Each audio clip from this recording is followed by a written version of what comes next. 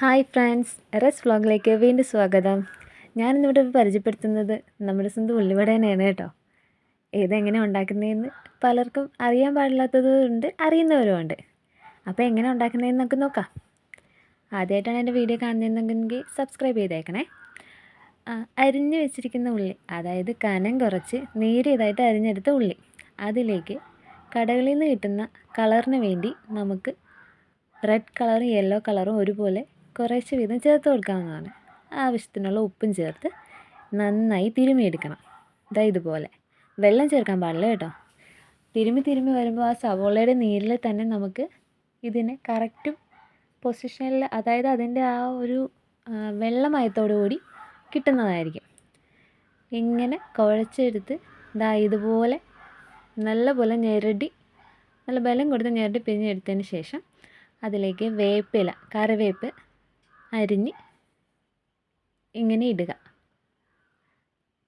അതിനെയും ചേർത്ത് കുഴച്ചെടുക്കണം.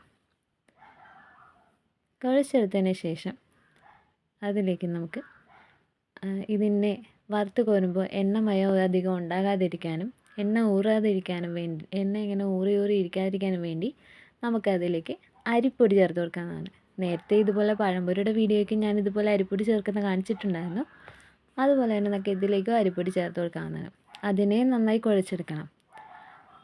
കുഴച്ച് നല്ലൊരു പരുവത്തിലെടുക്കണം. ഇതിൽ വെള്ളം ചേർക്കരുത് കേട്ടോ. വെള്ളം ചേർത്താൽ ആ ഒരു ടേസ്റ്റ് പോകും. അതുകൊണ്ട് തന്നെ വെള്ളം ചേർക്കാതെ നന്നായി ഞെരടി കുഴച്ചെടുക്കുക. അഥവാ പൊടി കൂടി പോവുകയാണെങ്കിൽ മാത്രം കുറച്ച് വെള്ളം ചേർത്ത് കൊടുക്കാവുന്നതാണ്. ഇതിലേക്ക് കറക്റ്റ് നമ്മൾ ചേർക്കേണ്ടത് കടലമാവാണ് കേട്ടോ. ഇതിൽ മൈദ ചേർക്കുന്നത് അത്രയ്ക്ക് നല്ലതല്ല. ടേസ്റ്റി ആയിട്ട് കിട്ടുന്നെന്നുണ്ടെങ്കിൽ കടലമാവ് തന്നെ ചേർത്ത് കൊടുത്താൽ കറക്റ്റ് ആ ഉള്ളിവടയുടെ ടേസ്റ്റ് നമുക്ക് കിട്ടത്തുള്ളൂ.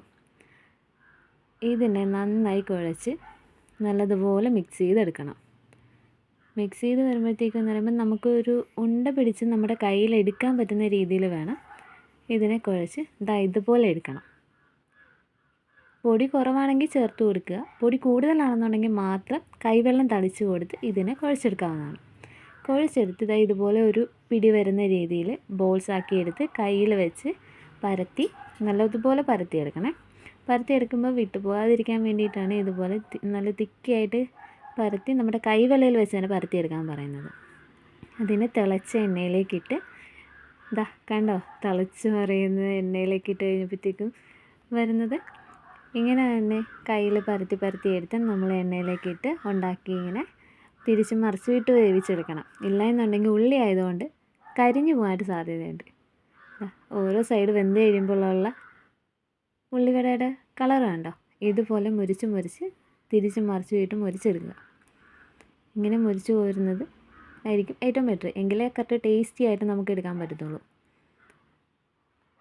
ഇങ്ങനെ വറുത്ത് കോരുന്നത് എപ്പോഴും ഒരു ഊറ്റുപാത്രത്തിലേക്ക് വെക്കുന്നതാണ് കേട്ടോ നല്ലത്. ഇല്ല എന്നുണ്ടെങ്കിൽ വല്ല ടിഷ്യൂവോ അല്ലെങ്കിൽ ന്യൂസ് പേപ്പറോ ഒക്കെ ഇട്ട് പ്ലേറ്റിലൊക്കെ വെച്ച് കഴിഞ്ഞാൽ നമുക്ക് എണ്ണമയം ഇല്ലാതെ എടുക്കാൻ പറ്റും.